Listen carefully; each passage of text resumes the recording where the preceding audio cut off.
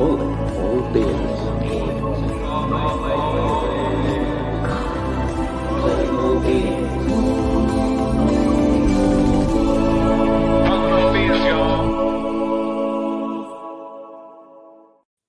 Can I get a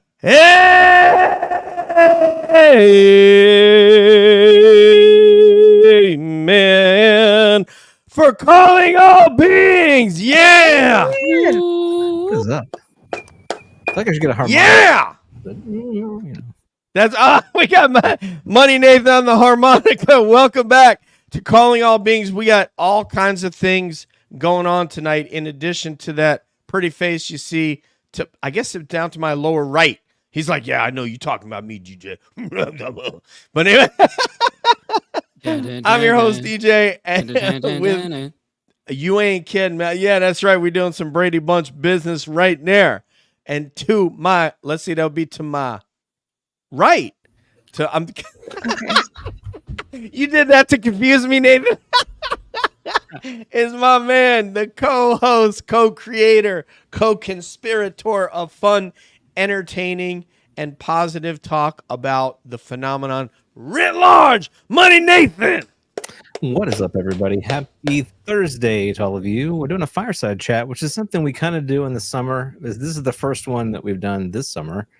And guys, it's hot. I don't know about where y'all at, but it is hot. Hotter than I'm used to here. But it's going to be super hot tonight because we got a great show lined up. That's for real, man. That's you said that because I just got in here, huh? Is that what happened? That's it. You caught me.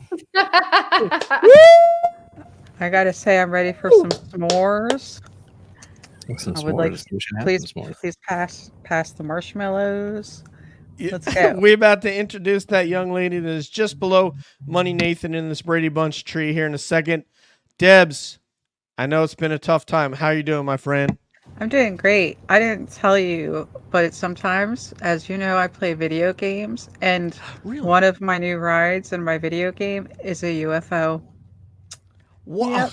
I thought you were going to say a MotoGP bike. I was going to get really excited. I do have a motorcycle too. Whoa. Yeah. Nice. I got both. All right. Awesome stuff. We got lots of stuff to talk about, but we want to introduce our special guests. They are from the amazing show, The Trio, two of them from Mississippi and one of them from Southern California, one of my favorite places on earth. They are All Things Unexplained. Put them together for Dr. Tim Mounce and CJ Derringer. Wow. I need that. It's just my alarm every day. Can you wake me up with that much confidence every day? Oh, and man, everybody got to celebrate a homie like you. Do you know what I'm saying? Everybody. Oh, wait. There you go. I got to get my... we forgot the background music again, Nathan. That was supposed to... Background music. Pumping my man, Tim and CJ. Anyway, welcome, guys. It is really awesome to have you. Shout out to... We got two shout outs. So we have Smitty Neves down there in Mississippi and our homegirl, Courtney Connected, who instead of playing Tim in volleyball, she's driving across country right now, and she just got to the hotel and went... So, shout out to everybody, yeah? Courtney has more miles on the road than anyone I've ever met. She for real. We talked the other day about her getting a CDL license. So it needs to happen, man. She could be getting paid for these hauls across country. Mm-hmm. So, all right, couple announcements. So we got a couple things to say before we get this kicked off, our fireside chat, which all of us have brought a topic. And Tim obviously brought something very special because he done brought a video with him, because Tim doesn't go anywhere empty-handed. Nowhere. Okay? CJ's like my crazy partner. No, I'm just sitting here going, I'm so glad he was so prepared that he didn't even send me the link to this show until it was well. past 8:30. What you missed though is I called you out on your veteran move. What's my veteran move? Your veteran pro move, acting like you don't have the link, so it appears you're not late. It's our fault. Yeah, great job acting, and it was so real. No. Yeah. Anyway, Nathan, so with the YouTube, we've got super chats enabled. I think Is that so. correct? I'm not positive about that yet, but we're this close, DJ. Oh, It's so many okay. different Because I was gonna. processes. It is insane. So Okay, I was gonna give instructions, but we don't need to give that yet. Let's check in the comments. Is Julie here? We saw Charlotte J is here from Charlotte, North Carolina. Does he have it? He doesn't have his wrench yet. We got to get his wrench. oh man. So the wrench. Yeah, if you check your email, I sent you his I guess you need his email to make him a wrench. Yep, I'll find it. A moderate. So thank you, Jay, for offering to do that. We appreciate it, and Nathan will make it happen. The topic of conversation, Jay, before we got on air was how damn busy Nathan is with his promotion at work, his new team of a couple of dozen, and everything else. So anyway, that's what's going down. Yep. So anyway, also we wanted to preview our new venture that we've been talking about. So let's get Money Nathan jump in here and talk about what we finna do. Yes, sir. So we are kind of adding a program to the lineup, maybe kind of a spin-off show. How us describe this? Another show in the Cab family. It's a different way to put it. And this show is going to focus on an area that I think a lot of people have an interest in, but it's not specific to the phenomena, but it has a lot of fans out there, and that is true crime. So we're going to take a swing at some true crime stories here and do some investigative stuff and hopefully tell a narrative that will be really interesting, engaging, and fun to follow along with. So we've got a new logo for that. I'm going to throw that up on screen. So Calling All Beings presents True Crime Unsolved. That'll be the name of the show. And DJ, why don't you talk a little bit about kind of the inception for this idea? Like, you know, what kind of prompted the creation of the spinoff? So interestingly enough, there is a super famous person in this space. I believe he is maybe number one in the space, and his name is Payne Lindsay from Atlanta. He actually, the town I'm in now, in Kennesaw, is where he went to high school. He broke the Tara Grinstead case of a murdered teacher in Georgia. She was murdered, I want to say it was 2013. And he was able to go up there and in this small Georgia town, get inside all the crazy details. Some details, you know, there are some similarities to the Karen Reed case in a way, because there were some things being held back from certain members of law enforcement. But eventually they found the two guys that did it, and both those guys are serving time. And ironically, Payne Lindsay also does a show about UFOs and the phenomenon. I'm trying to remember who his most recent guest was. I think I sent it to you guys. I don't recall, but he had on Jeremy Corbell within the last 90 days, which is, you know, would be a huge get for any show. There's very few shows that Jeremy Corbell does. And he's just fascinated. He did a whole series around Rick Doty, and I think it was called Strange Arrival, I believe is the name of it. So he's done a lot of historical stuff. He's fascinated with our topic. And so I thought, why couldn't we do a show that really aims to be in service to a family who doesn't have answers on what happened to their loved one? That could be a missing person. That could be a person who has been a victim of murder. And we'll leverage stuff that you would think UFO people would, remote viewers that we're using on a case right now in Pennsylvania, a psychic who's local to the case in Pennsylvania. And we don't know if we're going to be able to get anywhere on this first case. There is some danger involved.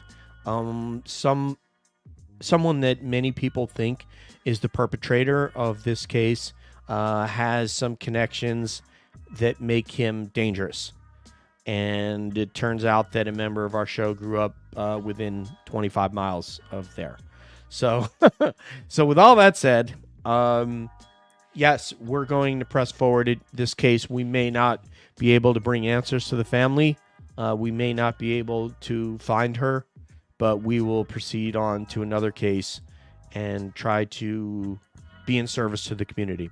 So that's how I see it. Anything further, Deb? No. That sounds awesome. I It's just gonna want be to the say same format. We're doing some new things with it, and it's not going to be necessarily a live show. There might be some live components to it, but we're taking it a little bit in a little bit of a different direction. So excited about that. I'm just There's a lot- excited to support ma'am. people, who are in need of support because of things that have happened to them because of crime. Yeah, and that could be Deb counseling or Courtney counseling with that person because of their skills in that professional skills in that area. And so yes, ma'am. I was just gonna say, I was just driving down the road today with my kids, and on the side of the road there was a sign, and it said, like, "No justice served. Who killed my mama? December 2023." And I was just like, oh gosh, it's poor family, just Heartbreaking. And yeah, and I have dying to to say, have an answer. it's shocking how many cold cases there are. Article in the news here the other day, lady went missing in the 80s. She went to the grocery store, to the pharmacy, and they found her car at the pharmacy, but she never came home, ever. Yeah, and Wow. it's David Paulides type stuff there because he's even stepped into the urban arena. And what you said about that, CJ, if you happen to be able to find out what the name of that person is, that could be something that we could look into and will Absolutely. potentially, Courtney's our lead investigator on this thing. So I've kind of, given up the lead to her and just, hey, if she thinks this is good, this is something we should do, cool, we'll do it. If she doesn't, then, we'll move on to something else. So, and we'll have everybody they're very, very produced kind of shows. Obviously, you need to have music, and each cabbie will read a portion of the story, and we'll intermingle the interviews in with that narrative, and then hopefully, like I said, God willing, we'll be able to maybe find something out. So that's Calling All Being True Crime Unsolved. It's coming. It's going to take a while. It's patience. It's not as frankly as easy as doing these live shows are, where we get to just talk with our friends about stuff that's interesting. So with that, Money Nathan, we're into the fireside chat. So please take it away and start where you want to start. Awesome. All right, so I've been looking forward to this because I know all of you guys are pretty plugged in to what's going on. And, compared to 2023, it's been a slower summer in the UAP news cycle. I was thinking about this. I've been thinking about this a lot lately. But it's just been a lot less slower, and there are various reasons for that. It's an election year, so there's a lot going on in the U.S. anyway. But, one thing I came back to is the recent talk that Carl Nell gave at the SALT conference, and the quote that he gave that I think has gotten a lot of press of post conference was that he had zero doubt that this was real. And the sort of air in that room, and the takeaway I had when I was listening to that, it kind of hits you in the gut in a way. It's like, this is a very serious person who's got a very serious background, who's putting himself out there in front of all these folks that are investors with lots of money, and they're looking to put that money to work. And here he is making a statement like that. And, I come back to that because it is so profound. But I wonder, what do you think somebody like Carl Nell is doing, in the background? Because it's not like he's out there all the time. But there are, I think, lots of Carl Nells out there that have that kind of conviction. So do you think that he's kind of quietly moving things forward, trying to push things forward? What would you do in his shoes if you had his kind of position and his influence? I just think about him a lot and kind of his role in this entire story. So tell me what you think about that. What do you think about Carl Nell, DJ? I was typing the question down, so I make sure I remember it. I didn't know you were coming to me first. Okay, I would assume that and I could actually look into that and find out from a couple of my connections if he's talking with them and if he's coordinating. But I'd have to assume that he is doing that and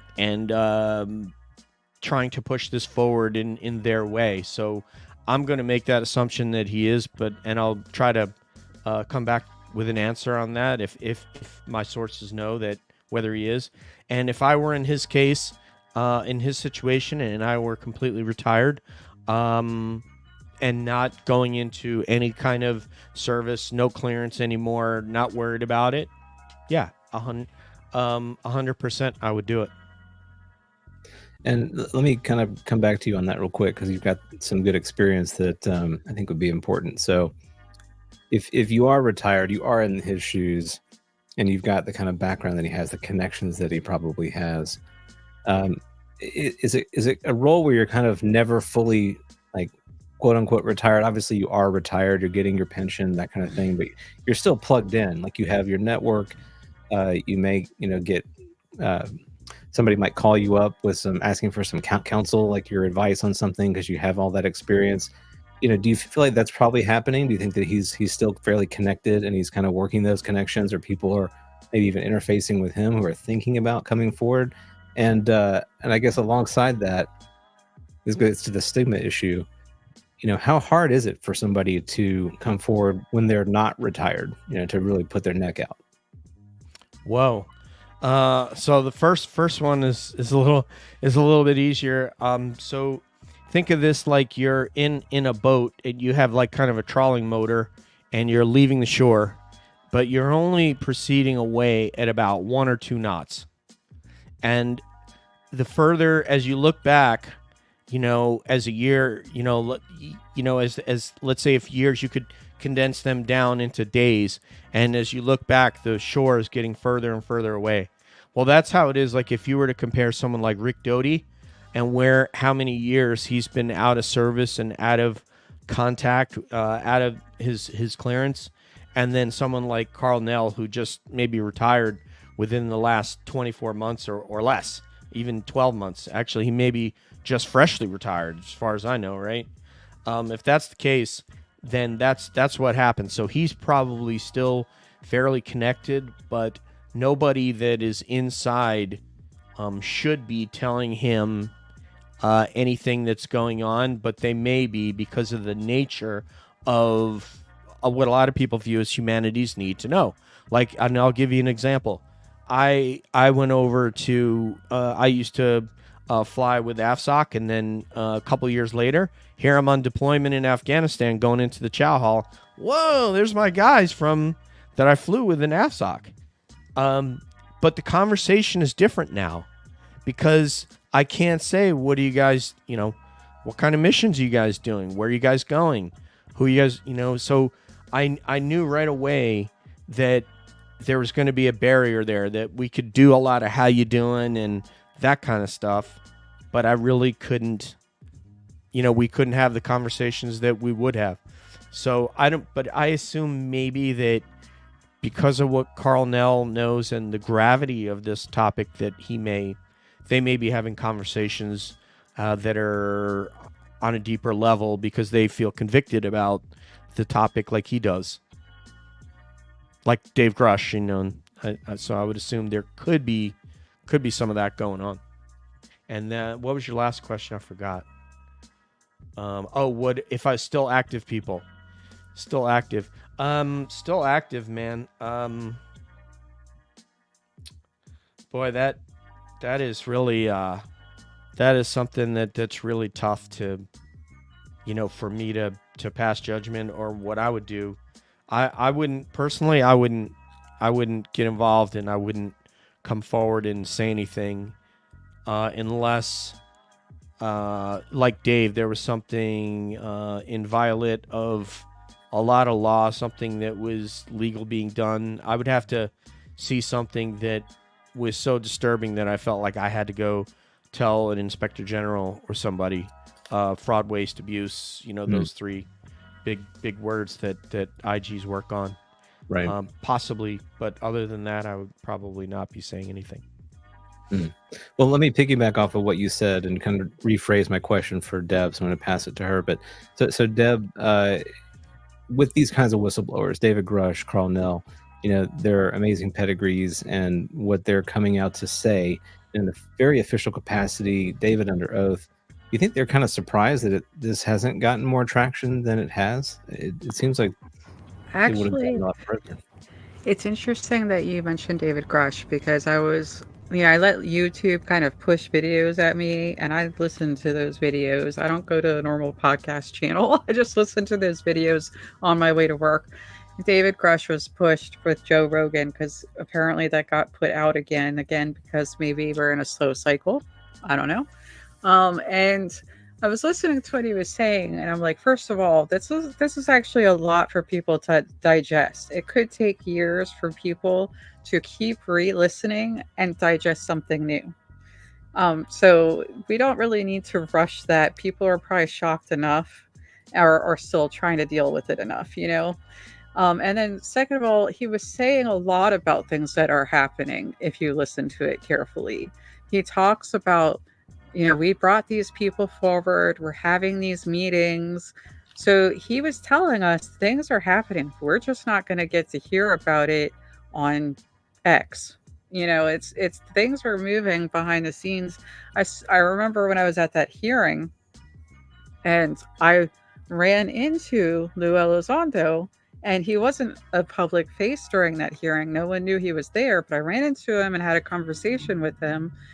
And that's because he was doing work after the hearing behind the scenes. And I just think that there's just stuff that we're not hearing about going on right now. I hope that answered that. No, I mean, I'm glad that you brought it up because I think you're right. There were a lot of nuggets in that interview with Joe. And I agree. Like he dropped a lot of things that just kind of at the time, because there was so much in the news cycle, you just maybe kind of went over your head.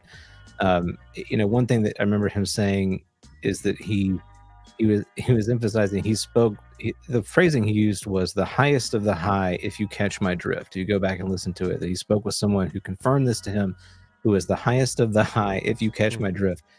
If you think about that phrase, it's hard to not consider the top dogs in our political apparatus. Highest of the high would be a president, an ex-president, a speaker of the House, or a majority leader of the Senate.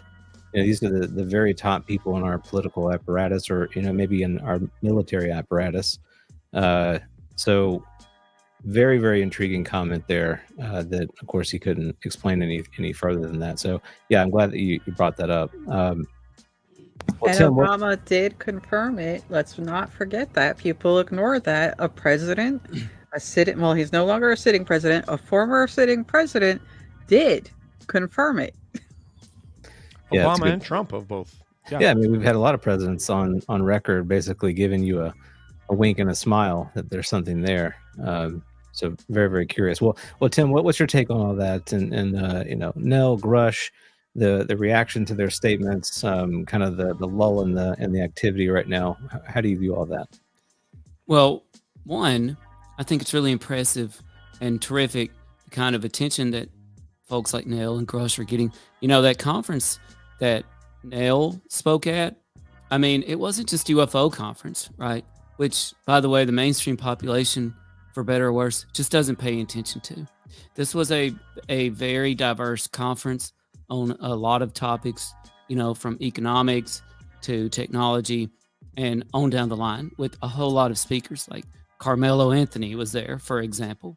So I think it's really great. Anthony, the basketball player? Yeah. I was looking up the speakers there, and we've got other folks coming out like this too, like Rear Admiral Tim Gallaudet, right, from the U.S. Navy. And, the thing is, they're not the first to do this. There's been a long line, a long history. People forget of military folks, retired folks who come out and tell their truth, right? But in the past, it's kind of just been ignored or mocked. Like take Colonel, CJ's going to laugh when I say this, Colonel Philip J. Corso, right? Former Army, author of Day After Roswell. Hey, he laid it out there. You couldn't put it any plainer than that. And as time goes on, everything he said in there really becomes more and more valid. It has the ring of truth.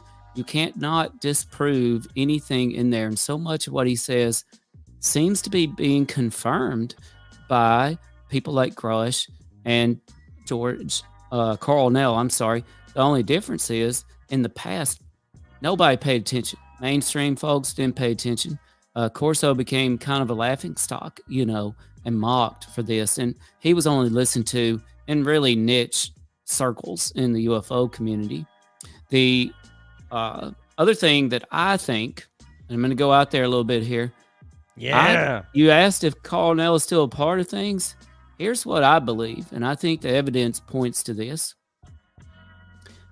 I think that there's a UFO cabal who is working incredibly difficult and hard to keep these things a secret and to control the narrative.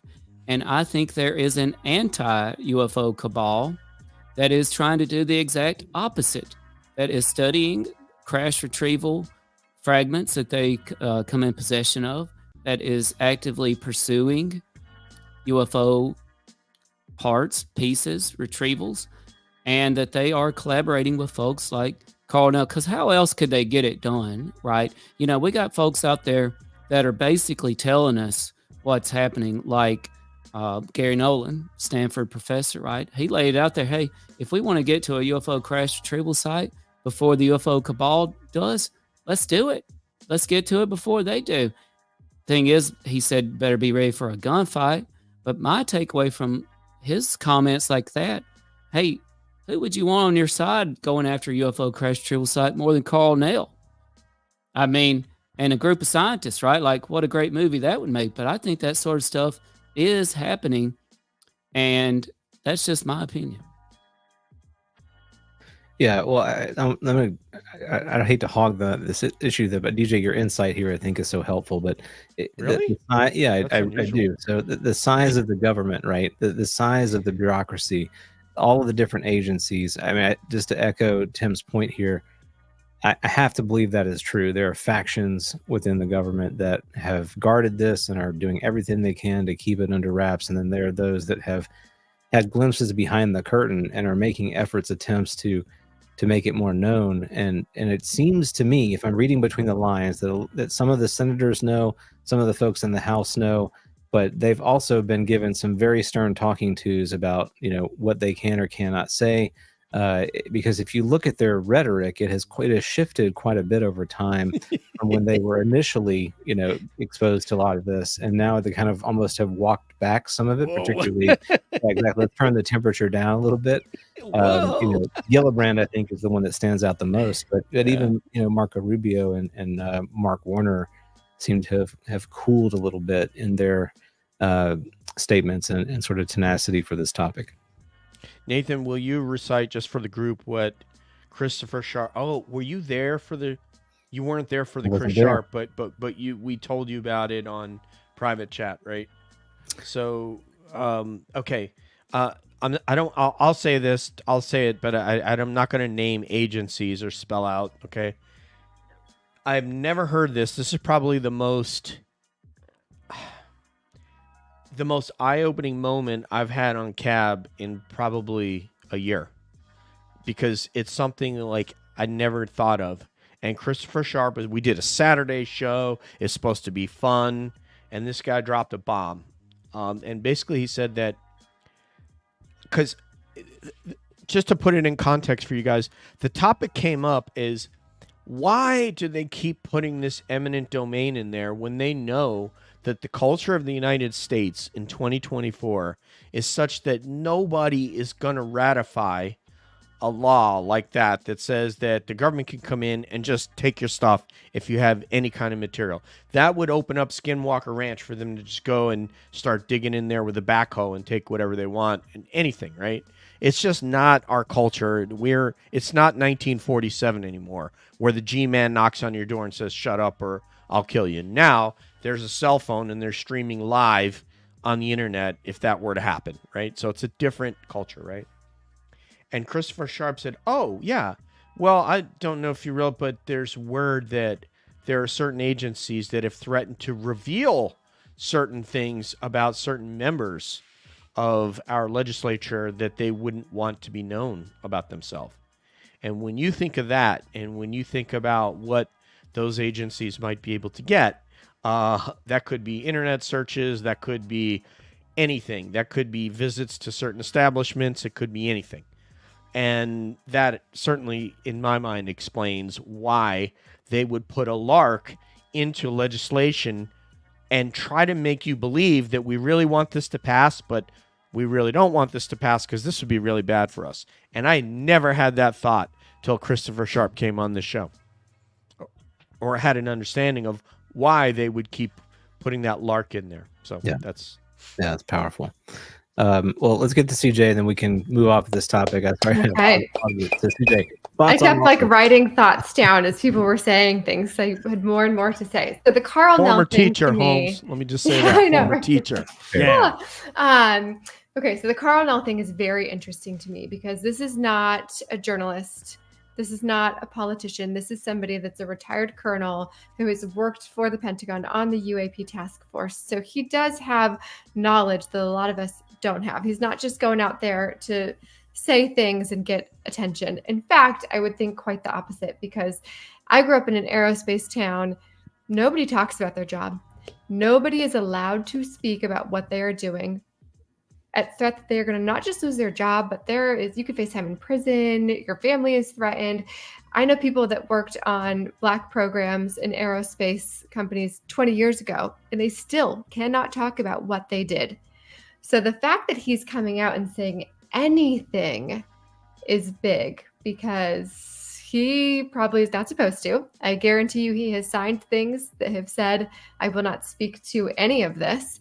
So the fact that he's dropping any kind of hint as to what he might know, that would be terrifying. Even if he's retired, it doesn't matter. Those things follow you forever. If you think about the Bob Salas Maelstrom incident, right? He signed the non-disclosure. He wouldn't say anything. He wouldn't talk about it ever again, even with the people that were there with him, that witnessed it with him, or he'd face time in federal prison. So I don't know what pushed him to come out and say what he said. I'm talking about Carl Nell in this instance, but he must have some kind of protection, I would think, because at this point, I wouldn't just be afraid of the law or federal prison. I would be afraid of far scarier things with our government in terms of retaliation. So I don't know. Does it go to the UFO cabal? Is this just some sort of distraction? Is this just to get us away from other things that are happening in the country? Well, CJ, though, materially, what has he told us? Well, he has told us without any doubt in his mind that this alien life form exists and is interacting with the Earth.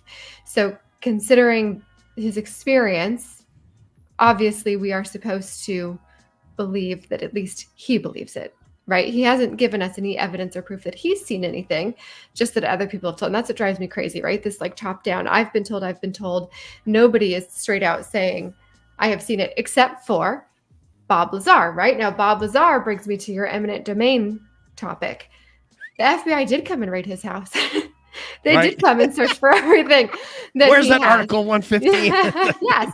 But the FBI doesn't need to do that, because they can get into our computers. They can hack into our lives. They can get into our phones, into everything that we own. They don't need to be barging into our houses anymore. Everything that we do is online.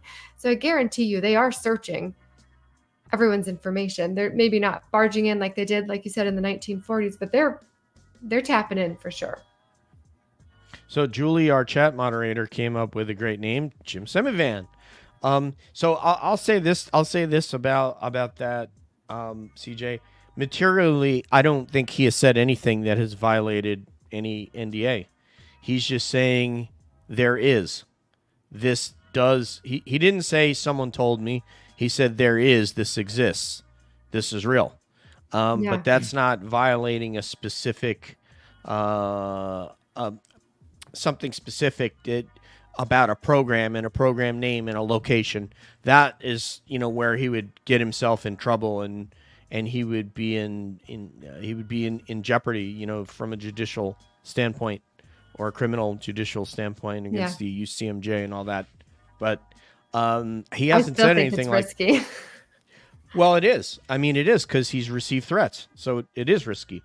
But he has not materially told us something even to the level of what David Grush has told us.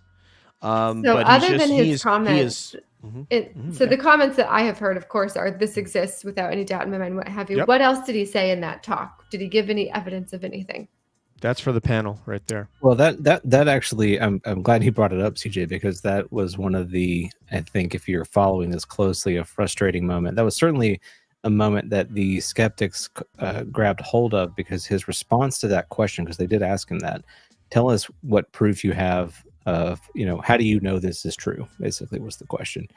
And he didn't give any kind of direct new information that we could go, so-and-so told him, or he pointed out some program we haven't heard of, or he said, I've seen the craft. And so these are to kind of DJ's points. They're not specific pieces of data. They were very kind of generalized. And he did it through like a process of reasoning, where he said, if you just look at the fact pattern that we already have seen, who has spoken to this, what offices they are in, et cetera, et cetera, et cetera. He said it's fairly clear just from that circumstantial picture that this is real. But I was compelled by that. But I know that people that want that kind of juicier, give me the video, the photo, bring the body out, like that's not satisfying to any of them. And I understand that, but for me, that there's enough sort of circumstantial information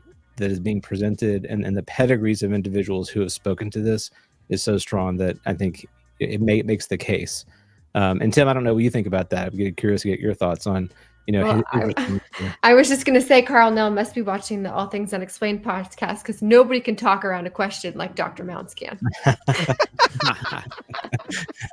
You have a point there, CJ. I actually wanted to follow up on what CJ said, and that I agree with her, and that Carl Nell and some of these other folks, we've had people tell us this sort of thing, right? That they're not afraid of jail. They're not afraid of government repercussions. We've heard this notion that this UFO cabal is beyond. Jim loves the conspiratorial words. He can't. It's just he can't hold it in. I just think it's the best term for it. That we have a group here that's beyond top secret, that is so far beyond classified that the mere, and we've heard this said, that the mere act of classifying it would leave a trail of evidence. And we've also heard from people who I would classify as being a part of the anti-UFO cabal, right? Who are working hard to provide disclosure or provide evidence of the phenomenon, that have said, hey, we're afraid. We have colleagues that have been affected by attacks on us. Not just threatened, but attacked. Okay. Direct energy type weapon things. Okay. Havana syndrome type situation. We've had people tell us, hey, we have all our data on a dead man's trigger, right? If something happens to us, it's going to automatically disseminate into the world. Okay, you're not doing that sort of thing because you're worried about an FBI raid. I'll just tell you that right now. And that's what I think about it. So I agree with CJ. So Julie has put some things in the chat that I think are worthy of discussion here, because we could use our little group here as sort of an example of what adds weight to what. And because I heard somebody went on, I don't know if it was Vinny's show. Oh, I think it was Greenwald was like critical of Carl Nell's, what he told and stuff like that. So Julie brings up Jim Lukatsky and what he said in that interview he did with George Knapp and Jeremy Corbell, right? And we know that he was the head of, which program was that, Debs? I'm sorry. OSAP? Who was the head of what? Lukatsky. Deb's like, oh, I just wanted to make sure. Yeah. Okay, awesome. Lukatsky, yeah. It was OSAP, right? Okay, Yes. So when you now we could just put weight, we're putting weight like on a sled that you have to push. And you're pushing the sled that says this is all BS and there's nothing to it. And then we put Elizondo, and that's a 45-pound plate. And then we put Lukatsky, and there's another plate. And then this guy and Bob Lazar's a plate. That plate's been on there for a long time. People said he's full of it. And now more people are coming out including Jason Sands, and saying that the things that he said were legitimate, which I said he sounded legit to me since I've known Nathan and Debs. Now you bring out this young man, David Grush, who briefed up to the president. And when he says the highest of the high, Nathan, I think he's talking about the POTUS because it doesn't get any higher than that. And he used to brief the president. Now we bring out Colonel Carl Nell. So there's another plate on there. So now what do we got? Like 6 plates, right? And then we bring out Admiral Gallaudet. Now there's another plate on there. And you had Christopher Mellon. So that's another plate on there. So what people have to understand is it's as if all of us, if everyone here was cleared to beyond the level that I've ever been cleared at, like TSSCI, SBI with multiple polys, everyone on this panel. And Deb says, yes, I know this to be true. And then, she looks over to her right, and I say, yes, there's information. This is definitely a thing. This has legs. This is a real thing. And I look over at Nathan, and Nathan says the exact same thing. And he looks down at Tim, and Tim says, yes, I was with this agency. I've met a lot of intelligence on this. I am confident that we are being visited by these intelligences, and there have been visits to military sites and on, and then over to CJ. Now, the weight of it is not just one of us saying it, it's everybody saying it. And I think that's what people need to understand. That's what that means, Greenwald. No, he's not going to tell you program names and numbers and location and jeopardize himself and go to jail so that you can go, what a great guy, he told me. He's speaking in generalities, but he's speaking very specifically that, yes, this exists, this is a thing, yes, we are interacting with these intelligences, and that's a fact. Can I just that chime in is on very this? specific, but it is also not going to incriminate him in a way that he's in legal jeopardy. Yes, Deb, go ahead. I just think it's a psychological thing. I really do, because you have these people who are extremely credible, but the moment they mention UAPs, that's when people just do a block. It's a psychological thing. Exactly. It's like we literally had the president saying, yes, there are objects. We don't know what they are. There's objects that we don't know what they are moving in our airspace. This is literally what our former president said, but it doesn't matter because as soon as UAPs are mentioned, people are chuckling. It's Plural. a psychological issue. Plural. We shot down 3 UFOs over Super Bowl weekend a couple years ago, for crying out loud. I wasn't even watching the dang game, but everybody else was. And you know what? That's how the rest of the topic goes too. It's why you missed that touchdown pass, Tim. And it's why you missed I don't even Carmelo remember who was Anthony, in the game, New but I York will Knicks. never forget the UFOs that were shot down, including over Dead Horse, Alaska. So that's where my mind is at. No, I love it, man. As I was listening to you, DJ, saying this person has this information, it gets passed down here, and we believe it because they believe it, and so on and so forth. I'm like, oh, this is how cults start. No, it's not. We believe it because they believe No, it. It's exactly the opposite. It's that we're all receiving the same information, Right. And the weight of all of that, because Lou has different channels than what Tim Gallaudet has. For example, well, let's use Lou and David Grush. Completely different scenarios, and the information that they got is completely different because Lou only had access to as part of what was the name of that, ATIP, he only had certain pieces of information, but David Grush had other pieces of information which were more closely aligned with what Carl Nell had, but Gallaudet has a totally different and more involved with USOs. So when you take, and then Semivan, he was on this show. We're thinking, oh, here's like a field agent for the CIA. Guy was like the director of operations for the CIA's field operatives. And I didn't know that when we had him on. I would have been more nervous.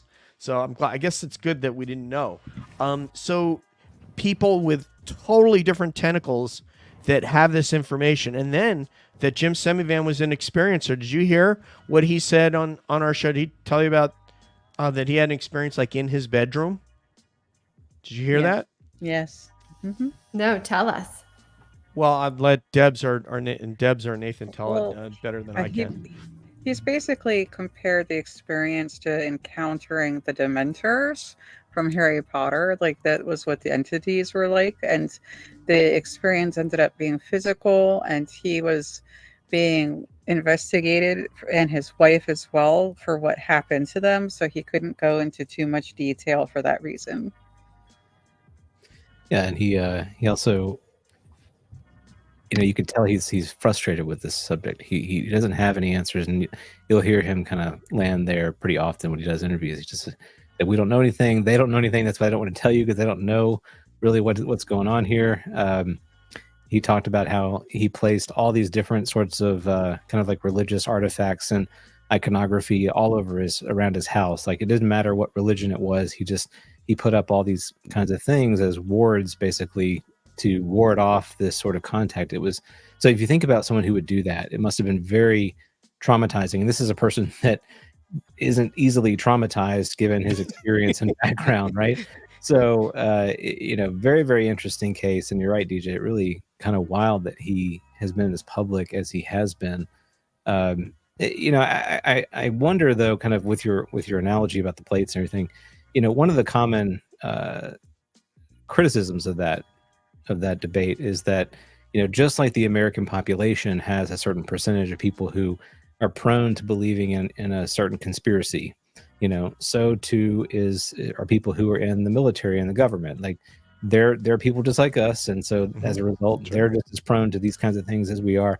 But I wonder how much weight you put into that, given the level, the position that these individuals have had. It's not like they're just kind of low-level people in the bureaucracy. These are folks that have held some very, very high positions. So, is it safe to say that, yeah, they just happen to think it's cool to believe in witchcraft, just like some people do? That seems a little bit strange to me. Can I follow up on that? Yes, sir. Please go ahead. Yeah. So, see, it doesn't surprise me at all to hear about the religious iconography around the room and that sort of thing. CJ and I had a mutual friend, shout out to Ryan, who sent us a clip this week from a UFO investigator, right, who has documented all these cases of folks facing potential alien abductions. And now, not all of them, but a good percentage of them just kind of reverted to, what they feel comfortable with when faced with danger, and called upon the name of Jesus in those moments. And I kid you not, literally rebuked the alien abduction. And so I'm not saying what's going on with that, but I'm saying it's part of the field of data. And so it doesn't surprise me to hear about these religious symbols. Yeah, that's a fascinating topic. We could explore some more if you want. I know we've taken up a ton of time on this one kind of subject, and we wanted to get to everybody. Great. It's been a really good conversation, though. So maybe we can kind of be more flexible with the format. But where do we want to go from here? Do we want to explore kind of what Tim brought up there with this concept about Jesus and how that kind of pairs with abduction? I think that's very interesting. Or do folks have another one they want to take on? Who wants to I have one. Tim was supposed to have you on to talk about that on All Things Unexplained. But that notwithstanding, go ahead. One day. Okay. Go ahead, Deb. Okay, so Yes, ma'am. this is one that has been bugging me for a while, and I really just want to throw it out for everyone to comment on. People talk about, and this started with a long time ago with like Bigelow and why he didn't want to share this with people. And if you read Artie Six Killer Clark's books, she talks about this as well. They talk about these NHI being among us. Okay, and some experiencers say it quite often. They walk among us, and that can cause a lot of fear, a lot of side-eyeing of your neighbor, a lot of issues. So I just want to throw this out there. No, Tim. It's Tim. Sorry, Deb. He's pointing at CJ. There's also the flip side of people going, I'm special. There's a whole stream of people coming on podcasts talking about being special, half hybrid aliens. Oh, yeah. Yeah, and stuff. Yep. So I just want you guys to comment on what your view is on the risk of those statements of them walking among us. Start with And you know CJ what? on this one, please. Yeah, she hasn't spoken in a while. Let's Yeah, no, I'm happy to talk about this one. So definitely a risk, right? I think that risk is beginning to lessen. I think there are more people who are accepting this phenomenon as something bigger than what we have known before. But I know that in the past, if somebody had said, "Oh yes, aliens walk among us," I would probably go, "Okay, So, have a nice day. how are those drugs you're on?" All right. And I know that if I were to say that, right, I hang out with a lot of moms who have kids. I don't know that they would just send their kids over for a play date if I were to make a statement like that. So I do think that there's still a stigma attached to it, but it depends on how you say it, right? Because what I've learned through doing this podcast is that there are lots of people who believe that this is not a negative phenomenon at all, but rather a really beautiful one, and people are deeply connected to what is happening and to what might be among us, as you say. I have really tried to figure out if what everybody is talking about in terms of this phenomenon, in terms of aliens, in terms of angels, demons, what have you, is it all the same? Are we all talking about the same thing and giving it different terms and understanding it differently? And if that's the case, then if it is angels, then certainly people would be happy to have angels walking among us, right? If it's demons, then certainly people maybe don't not. want demons walking among us. So I am really torn on this phenomenon, and I lose a lot of sleep over it because there are many times that we'll have people on who will share stories that just scare me out of my mind, and I can't sleep for several days, and I certainly can't sleep right after we do that podcast. And then there are others that share really beautiful stories about how they feel connected to the universe and to the land and to what's happening around them. So I do think something is among us, but I don't know what it is. For just real quickly, percentage chance Yeah. that Tim has been hybridized. Tim will not answer that question, nor will he answer whether or not he thinks anything is among us or what it is, but he will talk around it. You watch. No, but do you think he's you a won't even know hybrid? he did it. Do you find him to be hybrid? I think he is. He's pretty tan today, so. Tanning bed. Did you go to a tanning bed? Did you get a spray tan? Bronzer, baby. Safe and effective. No skin cancer. Oh man, I love that. Go ahead, take that one around, y'all. Well, Tim, you got to respond. I gotta hear your response to that. Yeah, well, so I've got a friend. And like a lot of Americans in today's America, down on his luck, job's hard to find.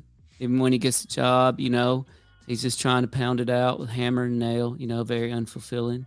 Just barely making enough to make ends meet.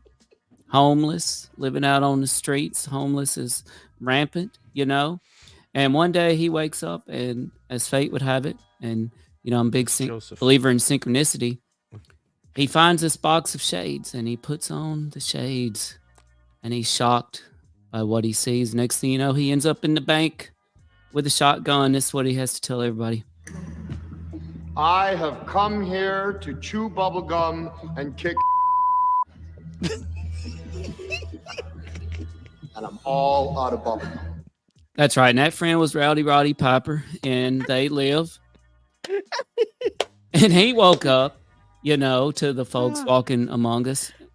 And sure enough, kind of like to follow up on what CJ was saying, we've had some recent guests on, and they told us about a fella having sex with an insectoid alien. And yeah, and they're breeding, and they're genetically modifying hybrids and sending them out there. And some of them are walking among us. But and that's true. They did tell us that, right, CJ? Yep. Yep, they definitely told us that. They did tell us that. I'm just wondering if you're telling us anything of your own mind right now, or you're just gonna keep Oh please! dancing around that question. Why strain? I used all those brain cells on the doctorate. There's no need. I just want to say something. These right here are the hosts of All Things Unexplained. We love these two. We're missing Smitty Neves, who you would put Dr. Mounce in line right now if he were here. Yeah. And Tim is an entity. You can't pay for entertainment like this. Like you can't find another host, another personality on YouTube that is like Dr. Tim Mounce. So let me just, there you go. Tim, I gotta please say, continue. if he were, part any tribe, he probably would not be allowed to say. So that could be why. I'm not gonna say. Jeb's been hybridized, Nathan. I feel like that it just happened. I think her mic got hybridized. Well, Okay. Oh, okay. All right. you know what? And I'll just close it up with this. I don't think it's dangerous. What I think is dangerous is the fact, and CJ and I have talked about this. You know what?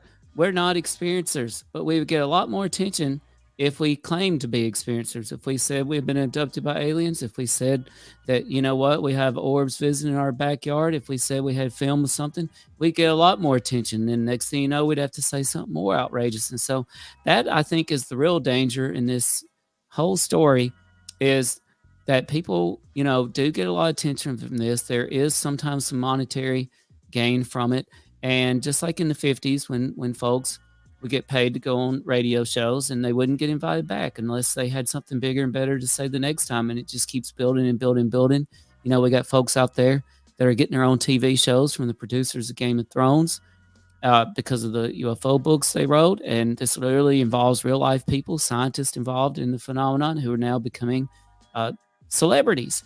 And so I think that's the real danger in this. I think we've been told about those walking among us for thousands of years. And you know what? It ain't mattered for the last 2,000 years. I don't think it's affecting anybody anymore now. And so I don't think there's any danger in it until they actually figure it out.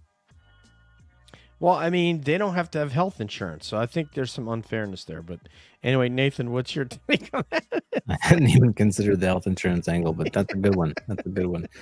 Yeah, this is a complicated, very complicated topic. We know we live in a time where I think isolation is felt by a lot of people. They feel like they're disconnected.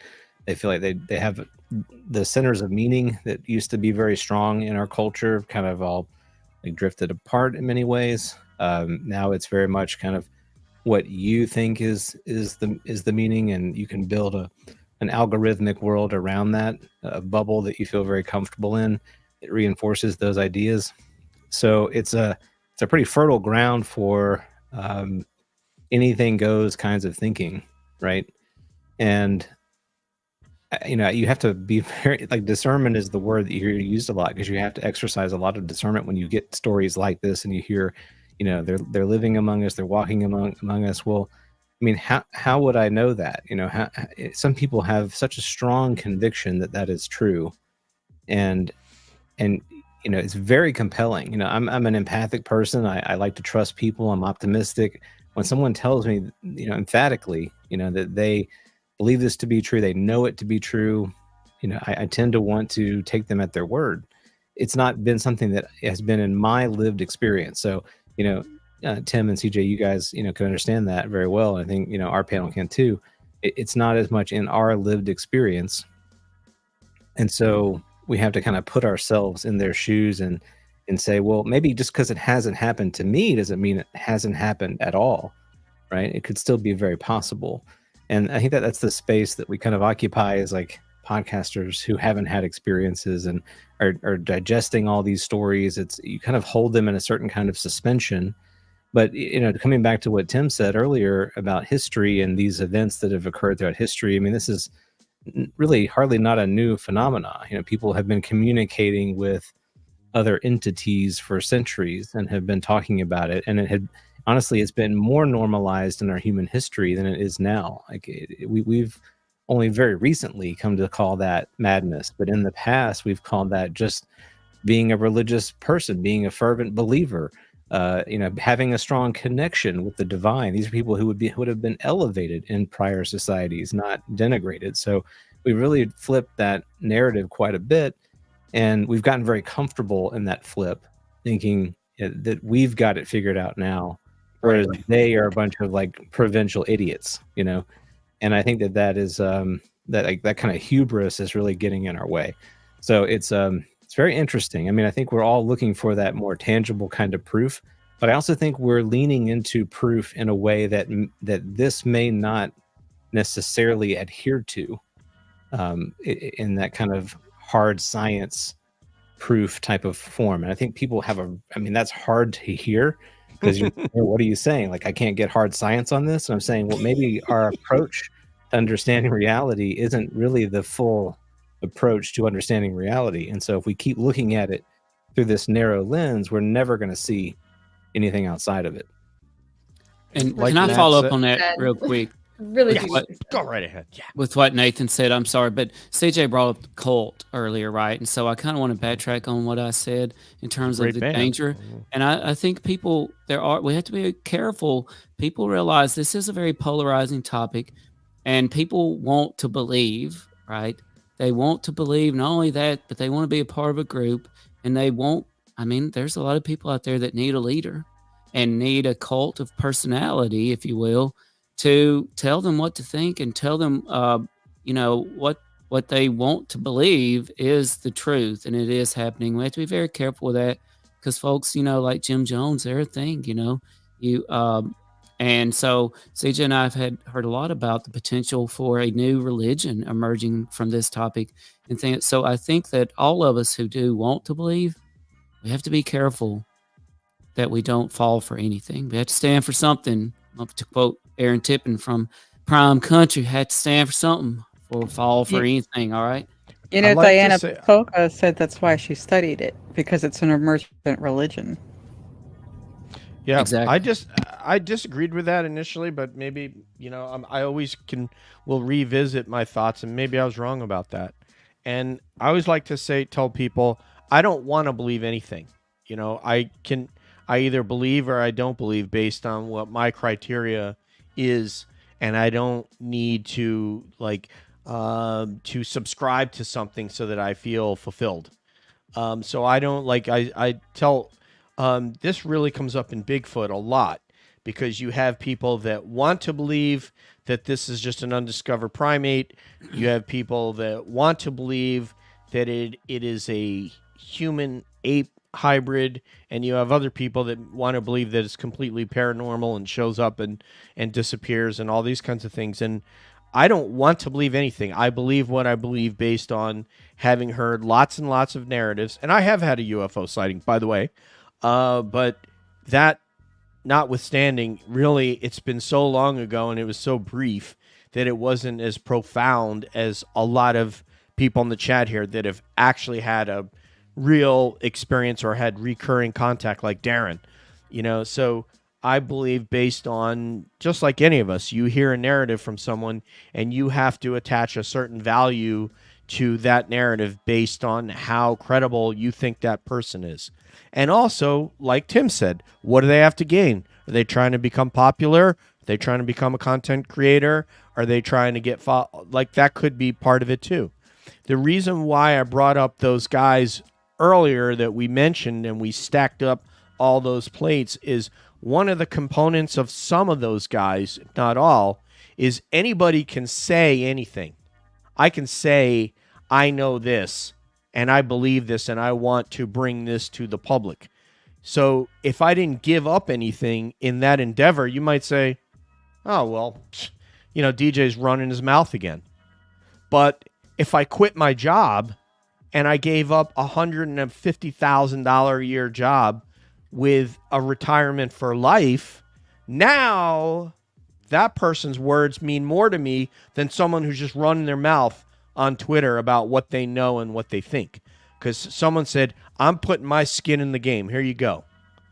And there's a couple of those guys that have put a lot of skin in the game. But to one degree or another, even Carl Nell have put a lot more skin in the game than, for example, Mick West or somebody like that. Because Carl Nell, now they can mess around with his safety and his security because of what he said. Or at least that's what's been reported, is that a lot of these guys have been threatened. So if someone puts himself out there like that, then their testimony means more to me than someone who's just... And you know what? Actually, this is a good point because it was also mentioned that people with the stories may be profiting, but we have to remember that the skeptics community also profits because Damn right. they have large conferences just like the UFO community. They have websites just like the Patreon. UFO community. They have magazines just like the UFO community. They do everything that the UFO community does just on the other side, and they're also profiting. Oh, and books. Let me not forget. They And also, Patreon. yeah. And Buy Me a Coffee. And what's the other one? Venmo and all that, Cash Apps and stuff. So absolutely, you know. So yeah, those guys are, you know, they're trying to peddle themselves off as the sort of bearers of truth that are trying to keep us from all being fooled. Yeah, everybody's fooled, from the Apollo guys to everybody down to, you know, all the way back to 67. And this guy had a hole burning inside him that he had to talk about what happened at his nuclear thing, at his nuclear site, and people didn't believe him. And then you had this Mario Woods and company come along and say, yeah, guess what? That stuff did happen because it happened to us just like that. Right. And So- honestly, listening to those people who were doing the weird guerrilla skeptic stuff, I felt like that was very culty. Like, I got some weird vibes off the leader of that group. Like, she was having too much fun with power. So, I don't know. There are anarchists, and I heard a woman the other day relative to the Karen Reed trial, and they had a clip of her saying, talking about AdSense and talking about how easily she can spread disinformation and get followers and stuff like that. And it's they're very sick people that would do that, but you know, they do it and they have followers just like we do. So I have a lighthearted question I want to throw out there if everybody's ready. Are you ready? Ready. We're gonna start with Money Nathan, and then we'll head over to Debs, and then CJ, and the doctor who's in the house. And I don't mean Dr. J, Dr. M. All Shoot right. the J. There you go. And Carmelo definitely listened to you because he certainly didn't pass the ball. Anyway, all right, Nathan's got the. It is going down tonight. What a special night. All Things Unexplained. Nathan's got Dr. the mic. Heineck, thanks for joining Yes, us. he's ready. Also, You gotta break that out person. later because I have a special Dr. Heineck situation. And Deb is smiling right now. I know she is. Okay. I am. I know. All right. So Nathan, I was wondering if you could talk about, if you could rank these things in order of what you find the most compelling, and then just do like a little ditty on each one. So, and obviously those are obviously UFOs, Bigfoot, and paranormal. Could you rank which of those three are interesting in order, and then just what is intriguing about each of them and why, if you will? Sure. I think I would put paranormal first. Yeah, that might be surprising. Well, in a way, because it's more, I think it's almost all encompassing of the three, right? I'm maybe kind of being a little semantic here, but weird things that happen to people that are outside normal experience. Like that is, to me, we're discovering that that's like a misnomer. Like this sort of paranormality is a bit of a misnomer. Like weird things just happen in normal experience, and we've kind of written them off as you know, just because they don't happen to all of us. You know, all of us have to eat. All of us have to use the restroom. You know, all of us get old and die. That's normal, right? But weird things that happen, well, I don't experience a weird thing, so that's not normal. It's not something that really happens in just our reality, our shared reality. But man, weird things happen all the time, and I think we need to be more comfortable with that. You know, be more humble with that. So to me, that's why paranormal occupies the number one spot, because it's, you know, there's just a whole lot going on that we don't understand, and we need to be humble in the face of that experience. You know, UFOs would be second. I think that they're incredibly fascinating to me, just with my background in I've always loved sci-fi. I want to believe, I want to believe in this very, in a way, it's like the Star Trek concept, that there's more than one species out there. We're not alone. We can learn and grow and cooperate with these other species that are in the universe that we share space with. We need that. We've kind of grown to this place on the planet where we're running out of space and we can't get along, and we need almost like kind of a bigger brother, sister, parent, somebody who's lived longer in the universe than we have to kind of come and guide us through some of these challenges that we're experiencing. And I romantically, I find that to be a very attractive concept. And it just so happens that is also a kind of a gateway into this more metaphysical question about what is reality and what is the ultimate meaning of life.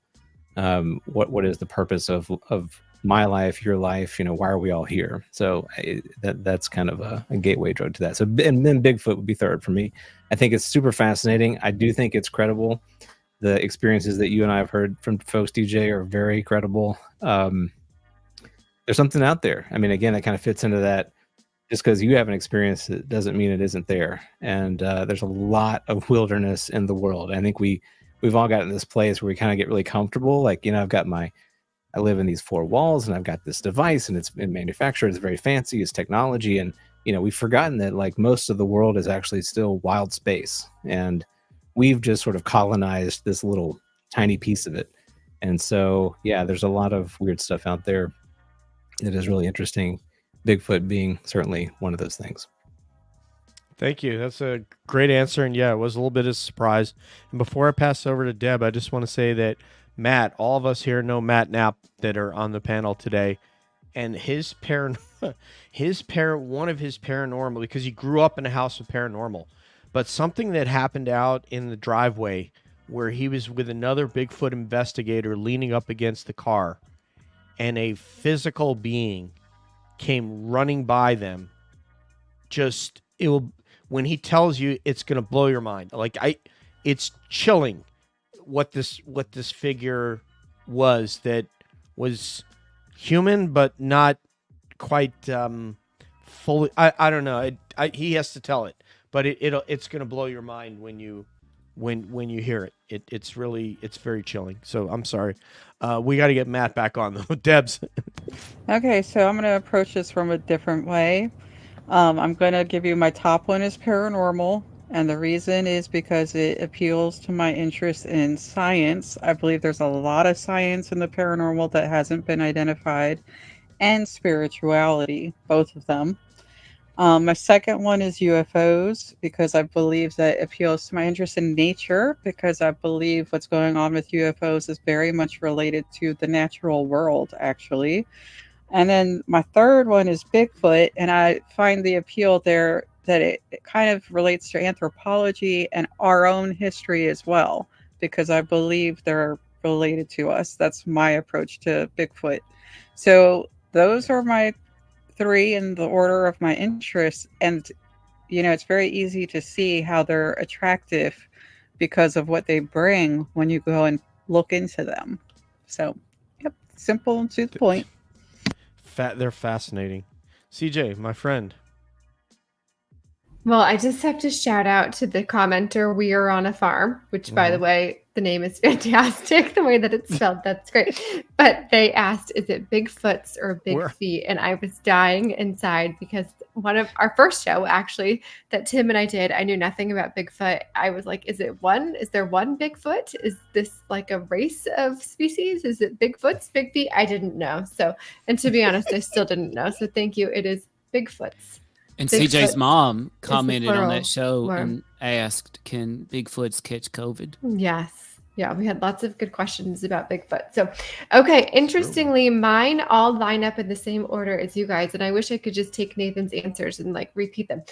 Nathan, are you a pastor of some sort? Do you I have preach? in the past. Yeah. Yeah.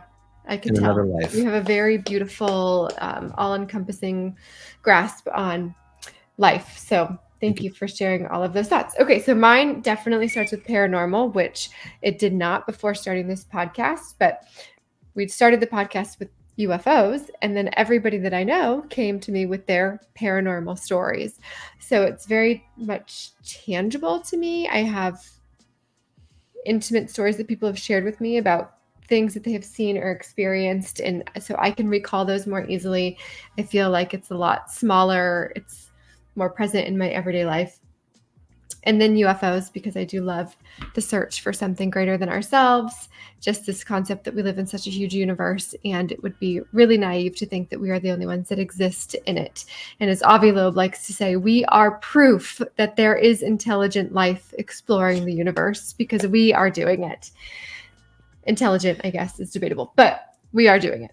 And then lastly, Bigfoot, not because I'm not interested, not because I don't believe, but just because I am at home way too much and I am not out in the woods, in the world. It's not really my favorite place to be. I have a lot of fear, to be honest. And I just think that there are so many things that exist that I've never seen in person in my life, right? I go through these kids magazines that my kids have, and we go through all of these different species and bugs, and I've never seen those things in my life, but I trust that they exist because somebody's telling me that they do. And we've talked to so many incredible people who've shared their Bigfoot stories that I want to believe. That's my order. Like we said on the last show, CJ, a bumblebee on the Northern California shore doesn't know that a shark exists. Yeah. And they can be within feet of one So another. true. So it's just, and let Tim go, and I'll get to mine. So, yes, sir. Well, the bumblebee may not know that the shark exists, but there's a new movie out. I want to encourage everybody to check it out. It's called Under Paris. Some people may call it Sharks Under Paris. And it's literally about freaking sharks under Paris. And it's amazing. Check it out. It's on Netflix. Is this like a real thing? Are you like I'm not making it up. I got turned on to it because I follow Stephen King on Twitter. Every once in a while, he posts something interesting. And one day he said, "You know what? That Sharks Under Paris is pretty dang good. I thought it was going to be like Sharknado, but it wasn't like Sharknado at all. It was actually really good." I said, "Well, heck, if the master of horror, not horrors, if the master of horror recommended Sharks Under Paris, I'm going to check it out myself." So I did. And it was pretty dang good. I'm pretty sure it was the mouths weren't exactly matching up with the French actors and actresses, but that's okay. I still enjoyed it. On behalf of CJ, before I forget, I want to thank Calling All Beings and DJ and Nathan and Deb for letting us join them tonight. Thank you so much. We're the host of Not Calling All Beings. We're the host of All Things Unexplained. Yeah. We're taking over. We're kicking you guys out. Yeah, heck yeah. If needed, in case of emergency. But we'll be live on our stuff Sunday night. We have guest Michelle Claire coming on to talk near-death experiences with us. So we would love anybody to join us for that as well. But thank you, Nathan, DJ, and Deb. It's always an honor and a pleasure. We have so much fun. And seriously, the fact that y'all even asked us to come on with you still blows our mind every time you do it. Like, wow, were they asking us again? What's happening? Dang. They must be really hard up for guests, huh? I did want to follow up with Nathan's comment about Star Trek. You know, there's a show called talks about how Star Trek changed the world. One thing I learned from Star Trek is the fact that there's a lot of different alien species out there. They all have females, and Captain Kirk can literally sleep with every species of alien female. So that's God bless him. I know that's a real thing. If you've never watched the old Star Trek show, such a ladies' man. Every episode, there is an alien female, and he's good to go. But yeah, so I'll rank these. And what did I write down here? I took some notes. Tim, can I just say Yes, one sir. thing? If Captain Kirk went Bigfooting with female Bigfoots, that could be a problem. Could be an issue for Captain Kirk. He'd be like, yo, wait, whoa. Where's my phaser? Yeah, well, you know, CJ and I were told about a dude that had a female Bigfoot that lived close to him. And anytime he brought a date around, things got bad. Let's just put it that way. Female Bigfoot. Patty wasn't happy. Patty was not happy about the dates coming around. So I'll put these in order. You know, there used to be a time when academics were on what they called a quest for truth. And back then, this was actually dangerous pursuing the truth. As a matter of fact, it might still be dangerous again. We might have come full circle here, back to the time where, if you've said the universe didn't revolve around the earth, you might be put to death. We might be approaching that level of danger. We talked about this tonight with the UFO phenomenon. And so for that reason, the UFO phenomenon is the most interesting to me because I feel like it holds the key to everything. I consider myself on a personal quest for truth. I believe, just like Einstein did, that there is a theory for everything out there, just like Hawking might have believed as well. And I think the UFO phenomenon is actually the key to that. And I might talk about that a little bit later. Now, I'll put paranormal second because CJ and I have been shocked at the number of times that we have had folks on to talk about UFOs, and then the show goes off the air and they tell us about their paranormal experiences. Wow. They won't admit to it on the air because it's actually safer for them to talk about their UFO research than it is for them to talk about their paranormal experiences. And the insinuation is clear from them and the number of times we've been told this, that there is a connection between the phenomenon and the paranormal. I believe that 100% based on the evidence that CJ and I have been told. And so it's not mathematical evidence, but this is verbal interview style evidence. And I fully believe the paranormal and the phenomenon are a part of each other. And lastly, I'll put Bigfoot, even though I love Bigfoot and All Things Unexplained kind of got their start with Bigfoot. But, we used to do this thought experiment where what if the news headlines on Bigfoot were the same as UFOs? Like Navy pilots admit Bigfoot video is real. I mean, can you imagine what that would do to the world? Maybe it wouldn't do anything at all because when they admitted UFO videos were real, it barely moved the needle with folks. So Right. I don't know, but that's my order. And that Yeah, psychological thing happens, right? As soon as they say that, people don't want to listen anymore. The blockers come up. Yep. I think I'm realizing how small a subset we are of the American populace based on, as these guys know, me chasing down this Karen Reed story and content creators and seeing, these guys are talking about like 11,000 people watching alive. And that's, there's things that people are a lot more topical than the stuff that we talk about, but we've moved the needle to the degree that Congress has taken notice and agencies have taken notice and have put up their defenses. And Bigfoot just does not have, we've covered this on this show ad nauseum, but Bigfoot does not have any of those names that I named before, from Grush to Nell to Gallaudet to Elizondo to Jim Sim. Bigfoot does not have one of those people. Not one. And we have, 9 of them. Or I didn't even keep count. But we have a whole number of those people that are advocating for UFO transparency.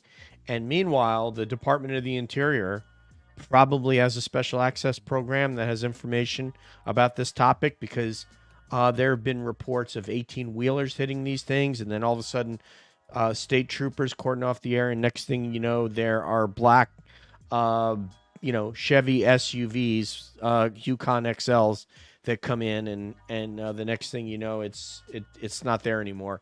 There's a whole Battle Mountain series from Nevada where they had fires where they were said that Bigfoots came, basically barreling out of the forest, with their hair burned off and were treated medically. That happened in Battle Mountain in Nevada, and then Mount St. Helens, if you guys remember, up in that was in is that Canada? Is that Mount St. Helens, I believe, or was it like Vancouver? No, that's Washington. Yeah. Vancouver, Washington. Yeah. So both of those cases, and I heard a government guy say, basically talk about, come on air, completely anonymous, and say, yeah, I was there, this happened, and these things were carted off, and so forth, were treated, and, so Yeah, it's a thing, but it's just very difficult to prove. So we only have 6 minutes left, so we're gonna have to wrap this up. Yeah. So for my topic, boy, I didn't even think of and I typically do this. I won't think of answers to my own questions, but I'd say at the moment, I guess it's probably Bigfoot number one, and maybe UFOs number two, and paranormal number three. All of them are fascinating with Bigfoot. It's just that, kind of like what Nathan said, there's this creature that's figured out how to leverage the forest in a way that Survivor Man Les Stroud, who has had, is as comfortable in the woods as he's in the top 1% of humans on Earth that can survive on his own out in the woods. And he says, I'm nothing compared to the skills that Bigfoot has in terms of camouflaging, leveraging its environment, knowing how to walk, how to be quiet, how to hide, how not to move in certain situations because motion draws your eye, all these different things. So fascinating creature that I'd love to know more about. And as CJ said, you really have to get out and get into their environment, and it is very scary if you're not used to being out in the woods at night and hearing things that you are unusual. I haven't. I've been out in the woods on a couple of Bigfoot outings, but nothing's really happened. But I did walk away from people and go on my own and not worry that something bad was going to happen. And maybe that was because I didn't hear sounds of a Bigfoot, or I might have clung to the people next to me. UFOs, I mean, need I say more? I mean, I can't say it any better than any of you had. It's fascinating just to imagine that there is another intelligence that is interacting with us. There's absolutely no question that this is happening. It's not even worthy of a discussion to entertain that it isn't happening, because if that's the case, like I said to Vinnie Adams one day, what the hell are we all doing here? We got senators, we got congressmen, we got everybody involved in this thing from every walk of life that you can imagine, from those people down to folks that are working at a corner store that are involved in our shows and on Twitter, because something's happening. So it's obviously something's happening. It's not even, I won't even enter into a discussion that it's not happening, because I can find a better way to use oxygen. And as far as paranormal, absolutely fascinating stuff. I love when we have paranormal guests on here.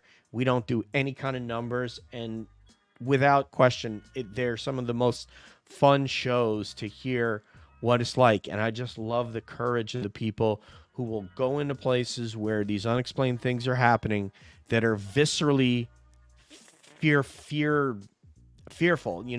that'll really get you attenuated and scared, and they have no problem doing it. These moms, that have come on our shows, right? The ghost gals and the ghoul gals, the ghost sisters and the ghoul gals are awesome. Mandy just entertained the hell out of us. Nathan wasn't there that night, but Mandy Metzger, she was just absolutely hilarious. So, what else? What else do we got to get to, Nathan? I think Tim's got this video. Tim's got a video. Tim, play that video, sir. All right, real quick, just quick background. Our very first guest ever, anonymous UFO experiencer from an event in rural Mississippi, February 1977, as he was telling us about this, and this was widely reported in the news, but he broke something new that nobody had ever heard. Unexpectedly, a phone call from Dr. J. Allen Hynek, and I want to quickly relay, it's very short, how that phone call went. And I had it uploaded earlier. Here it is, real quick. Bring out the pipe, Nathan. Yep. Yeah, here we go. Well, hold on. Dr. Hynek. Here we go. How do I? There we For go. the major cases. And that's how he called me. I called the sheriff's office, and then that's how I got on the phone. Sheriff answered, and he said, "Just a minute, I'm going to let you talk to this fella here." He was out there, and he handed me the phone with Dr. Hynek one. And he's a scientist, and he studies these things. Another one that's connected with him. And he asked me, started asking me questions. He said, are y'all around an atomic plant? I said, no, sir. He said, a military base. I said, no, sir. I said, we're out here in the country. I said, we're 20 miles from Jackson. There's no city. We're a small town. And he said, well, our theory is that these things, that magnetic lines come to Earth just like radio waves. And he said that our theory is that these things guide down on these lines at that point. And he said, what they do then out there, we don't know. But he said, we know that from what we found out all over the world, that they have somehow got the technology to harness gravity. Wow. So Dude, my question for everybody Yeah. is simply this. That was from February 1977. Is the theories that Dr. Heineck revealed to our first ever guest who went by Mr. Billy, do they still hold water today when we're talking about tic-tac UFOs, gimbal UFOs shot down over Super Bowl weekend, giant triangular UFOs that don't make any noise and shut down people's electronics? How do those theories that we heard in that phone call from 1977, how do they still hold up today, or do they? Great question. I mean, I go ahead, Deb. I was going to say that there's actually some FOIAs on something called the grid theory, or the Earth grid theory. They did literally study some materials that were sent to them when they were doing Blue Book about the ley lines and things like that. And I just wanted to throw that in there from the historical perspective before we all get to answer that. That's great, man. Yeah, really good point. I mean, when you say gravity, though, I think about how we really don't even fully understand it. And so there might be this association between magnetic anomalies and gravity that had been observed in the 70s and earlier, certainly. But I wonder if we fully understand what that truly means, because we don't really get what gravity is generally. So is there something more profound, intricate, complex going on than just what we would call a force of nature? Is it something maybe more metaphysical in quality? I don't know. It's very interesting. Certainly, I mean, I think it's still a good theory. I haven't heard, we've certainly all heard about the nuclear sites and things like that. But gravity, I mean, that we've not mastered it, right? So it falls into that bucket of well, it's beyond our grasp of mastery. So that therefore it must be mastered by these other intelligences that are, far advanced than we are out in space. That's the kind of conventional way of thinking about it. And I'm not entirely sure that that's the right line of thought. I'm just looking that word up, and gravity it's a 15th century Latin word. And from old, in Latin, it was gravitas, obviously. And then gravis, but it's just a word that we've made up to describe something that we don't understand how it works. So when we say gravity, we are saying, okay, this force that attracts us to remain on the earth and not float out into space, but we don't really understand it yet. And I'm not convinced that we've figured out it. These guys know that I've commented on this. I don't think we figured out how to control that as yet. I think we've seen that they know how to do it, and we've looked at it and tried to figure it out, but I don't think that we've figured out how to project it and master it in a way that they do, the way that they're able to move craft through space. And then, of course, there's the idea that they're not moving in that way. It looks like they're moving from one area to the next, but it's sort of I don't know what you guys call it, Nathan, when you and Exo talk about that, but it's kind of some sort of a time shift. It's not an actual, but then there's the other cases where you see the shopping mall sized craft that are gently floating across the sky. And my hometown is full of people who have seen that.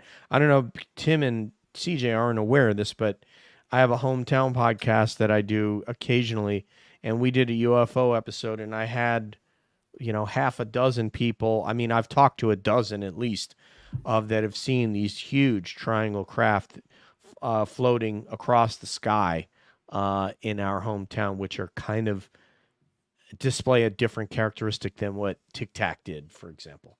So anyway, that's all I got. Okay, so can I just do my answer on this? I love this topic, as you all know, the EM spectrum in general. And my theory is that it is much broader now. It's not just gravity. They are now understanding the spectrum on a whole different level. They're looking at gamma, microwaves, big part of UFOs. Gamma waves are also going to potentially lead to the creation of matter. So the spectrum, light, sound, all of it is a factor in this topic, and it goes way beyond just those ley lines that they were thinking about in the 70s. So in the modern day, it's a different level of understanding. Well, Deb, ELO had this figured out like a long time ago, right? Those of you who are fan, never mind, no 70s fans. I'm sorry, go ahead. Oh, I cannot tell you guys how happy the last 10 minutes of this conversation has made me. Hearing Mr. Billy's voice again, that was awesome. The first ever interview that we did, and I knew nothing about UFOs. I had not heard of Dr. Hynek. I had not heard of Project Blue Book. I had not heard of things happening at nuclear bases. I had not heard any of that. So to hear him say that again, and then think about how much I've learned in the past 4 years, I'm so grateful to that man. I am so grateful to him. Just his voice when he was telling us those stories originally connected with me. I felt like I was listening to my grandpa tell me stories. And now to hear again, and now we've had Bob Salas on and his nuclear incident, and then to go and hear you guys talk about gravity. I had an incident recently with a friend who pretty much told me I was stupid to my face. What? No, not pretty much. She did tell me I was stupid to my face because I said, we don't know what gravity is. She's like, we know what gravity is. Newton's law of gravity. I said, no, I understand that we have a law for gravity. We don't know what it is, dummy. But we don't know what gravity is. I mean, I've talked to brilliant astrophysicists and have asked them, if you could solve one thing in your lifetime, what would it be? And they all tell us, I wish we knew what gravity was. And to know that there are scientists out there who are trying to figure out how to harness gravity to get us further into space. It's all just beautiful. This whole conversation made me so happy. The whole concept of an aircraft is to defy gravity because we don't have a way to control gravity. So we have to use the air in order to create lift and then fly. And all the engines do is make you go forward so that the wings create lift. And that's flying. It's not that, I mean, that's how gliders, gliders just, you're being pulled by another aircraft. They disconnect the cable and then you'll kind of dive down and pick up some speed. And then Neil Armstrong's famous glider pilot, loved flying gliders after the Apollo program. He was big into that.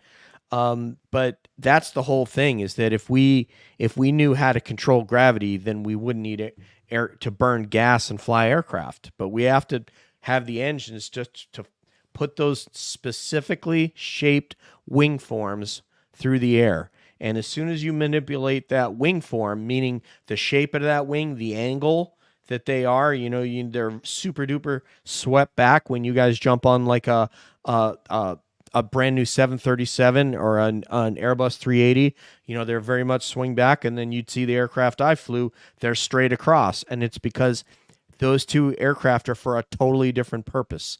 And so they create lift they're meant to fly in a different way at different speeds and do different things. That's all to defy because we don't know how to control gravity yet. Yep. And if I could just close this out, I think these were mind-blowing statements that Dr. Hynek made in 1977. And I think that they're even more true today. We've learned a lot about how animals can use geomagnetic navigation to get about. And this suggests, that there are ways that's not technological, but it, for all we know, the phenomenon is part technological and part something else that we don't quite understand. In 2015, we detected for the first time ever gravitational waves. That was the Laser Interferometer Gravitational Wave Observatory, LIGO. I know part of that was in Louisiana. And there was an article, y'all, that came out yesterday. 5 new types of gravitational wave detectors could reshape astrophysics. That was in Scientific American. We know that gravity and space-time are connected to each other. We know that when we talk about massive objects like planets, that space-time literally curves around them. We know that we experience something called time dilation in immense gravity at a black hole, for example. We know that these right here, our GPS on our phones, would not function correctly without accounting for gravity. Okay. And even on a subatomic level, we know that gravity and time are integrally associated with each other. We can put two things, one in immense gravity and one in less gravity, and time moves differently for both of those objects, which is really fascinating. We know as we approach the speed of light, time dramatically slows down for whatever that is approaching the speed of light, and that's why we are trying so hard to accelerate particles, subatomic particles, to reach the speed of light. So I think Dr. Hynek was on to something really incredible, and that was in 1977. And if y'all don't mind, my favorite part from this article, 5 new types of gravitational wave detectors could reshape astrophysics, yesterday in Scientific American. My favorite part, and this is really just mind-blowing, is they talk about down here, the last one, quantum crystals. It says only takes a second. A more radical proposal for detecting gravitational waves involves putting objects in 2 places at once. This physicist has proposed a device in which a micrometer-sized diamond crystal is put in a superposition of 2 quantum states. In his scheme, the crystal's 2 personas would be pushed apart by as much as 1 meter and then brought together again, an extremely delicate procedure that has been compared to putting the nursery rhyme character Humpty Dumpty back together again after a fall. The passage of gravitational waves would make one persona travel further than the other when apart, putting them out of sync in a measurable way when reunited. This whole process would take around 1 second to complete, and I just think that is really fascinating. So we know folks are out there trying to figure gravity out. Matter of fact, somebody asked about, why does Jeffrey Epstein, deceased, why did he associate with so many astrophysicists? And I heard speculation that the reason was they were literally trying to figure out gravity, and if they did, then they would control time itself and instantly would be the most powerful people, at least on the planet Earth. So think about that, and that's my closing on that. God bless you, Tim. I didn't think Jeffrey Epstein would ever make an appearance on Cab, but yet I was wrong again. And it seems to happen every week that I'm wrong. I thought you were going to say seems to happen every week, Jeffrey. No. He hasn't made an appearance. Yeah. He probably won't make another appearance. I want to drop one nugget on you guys in closing because we got to get out of here. But I'm going to tell you what, man. How long did we do? We did almost 2 hours, and we still literally have more topics than we can get to. So that means we're going to have you guys on again, okay?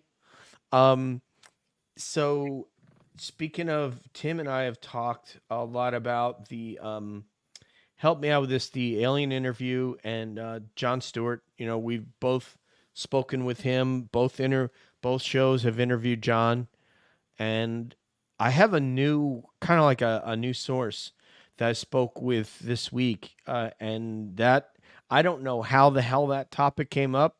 I don't think I brought that topic up. That story that has legs, man. I got news for you. According to that source, so that story's got legs. So just wanted to drop that little nugget. So let's go. And if anyone has a comment, otherwise we can just go with Cabby goodbyes. I'm intrigued. Yeah. Yeah, I didn't bring it up. That person brought it up. I'm like, oh, does this player think that story has some legitimacy? And it's like, you know what? I don't want to attribute to what that player had to say about this, but it was one of the big players. Which, if the answer was no, then the answer would have been no. That person, big player, does not think that story has any legitimacy, but that wasn't the answer I got. So I agree. anyway. I'm not going to get started on it because I could go for a while, but I'm going to great. put it away from Jon Stewart because it's been there since the 90s. Mm-hmm. And I do think there's something there. It's like I told Jon Stewart, my kids can discern fake things. Like they can do a pretty good job of discerning that, right? Like cartoons and things that are clearly fake and stuff. I wouldn't let them watch the alien interrogation because it's disturbing. Mm-hmm. You can look in that creature's eyes and you have this reaction. This is something different I'm watching. And to me, that says a lot. I couldn't say that any better myself. That's the reaction I had. And that's not taking into account everything that Victor said and how that lines up with what I adjudicate as to be someone that understand that has been read into a program and is speaking all the right lingo and what they would say and wouldn't say. So when you add those two things together, it's like Dr. Meldrum said, I didn't even need the video. If I would have just had the footprints, I would have had something very compelling. Now you add the video. Oh my God. So anyway, go ahead, Money Nathan. You want to go? You got any parting shots or cabby goodbyes? I mean, I just, to echo what others have said, this has been a fun conversation, and it's so easy chatting with you guys. Really grateful to have y'all as sort of co-conspirators, partners, colleagues in this space. And, we're rooting for y'all and what you do, and excited to see what you got cooking, because you always got something cool going on. And we look forward to having you back with us. Thank you guys for having us. We love your show. We love everything that you do, and so honored to be part of what you're doing these days. Thank you. Debs. So, The Energy Grid by Bruce L. Cathy. That was the one that was interesting to them. There's a copy of it on the UFO Connector under free books. And it is probably what inspired a lot of the investigation into the EM spectrum. I just wanted to throw that out there. I also wanted to throw out that I think Skinny Bob might be something people should pay more attention to. I'm still not sure how someone at that time would have done something quite that advanced that people nowadays still can't quite do right. And I still look at that and go, there's something about this, including how it was presented to the world, that I have a lot of questions about. So I'm so glad that you guys came to talk to us about all of these things. Obviously we share this interest, and it's very special that we can come out and do this with you, and other people may be able to follow suit in their own environments because we are able to do it and we show them by example, right? So hopefully more people will ponder some of the things we were pondering and go out in the world and have those conversations. Thank you again. Yeah.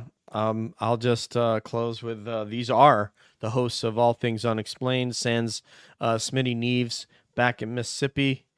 And everything that these guys said, you guys are our colleagues, you guys are our friends, and this is just, it's become, commonplace. It's always been a thing with Cab, is we always celebrate other people's shows. We are never in competition with anybody's show.